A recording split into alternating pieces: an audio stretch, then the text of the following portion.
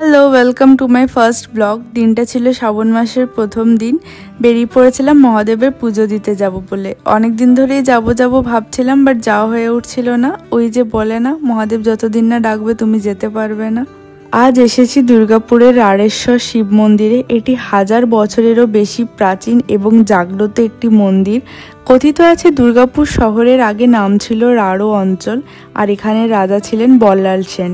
তিনি একসময় দুরারোগে আক্রান্ত হন। তখন স্বয়ং মহাদেব তার স্বপ্নে এসে বলেন এই অঞ্চলে তার একটি মন্দিরে শিবলিঙ্গ প্রতিষ্ঠা করে তার চরণামৃত খেলে তিনি সুস্থ হয়ে উঠবেন। সেই থেকে এই মন্দিরটির প্রচলন।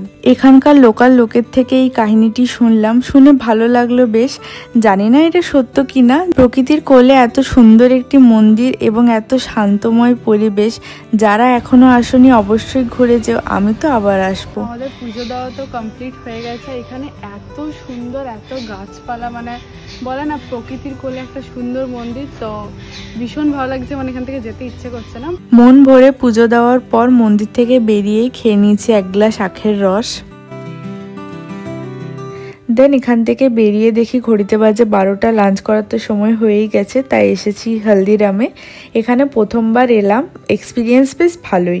ফার্স্টে অর্ডার করেছিলাম রসমালাই, দেন অর্ডার করেছিলাম ছোলা বাটুরা, হাক্কা নুডলস। স্পেশালি হাক্কা নুডলসটা খুব টেস্টি ছিল। এখানে এলে হাক্কা নুডলস মাস্ট ট্রাই। খাওয়া দাওয়া কমপ্লিট হওয়ার পর গিয়েছিলাম জাংশন মলে।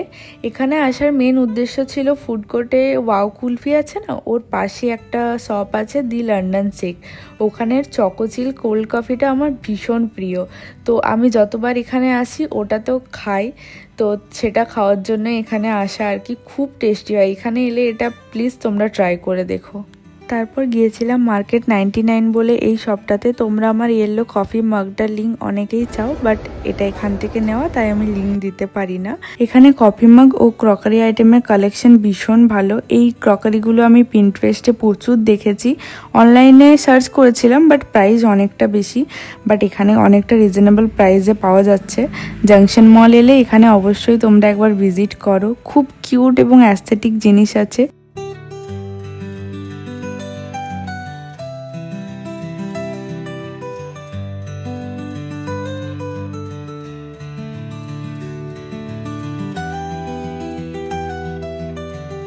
স্পেশালি আমার এখানে হোম ডেকোর আইটেম এবং সেন্টেড ক্যান্ডেলের কালেকশন ভীষণ ভালো লেগেছে।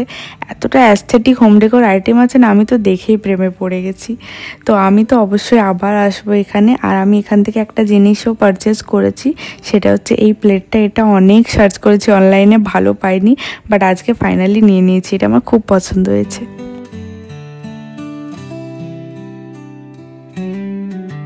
জাংশন মল থেকে বেরিয়ে গিয়েছিলাম দুর্গাপুরের ইস্কন মন্দিরে। এখানে আগেও এসেছি, তা ভাবলাম এত দূর এসেছি যখন আরেকবার ঘুরেই যাওয়া যাক।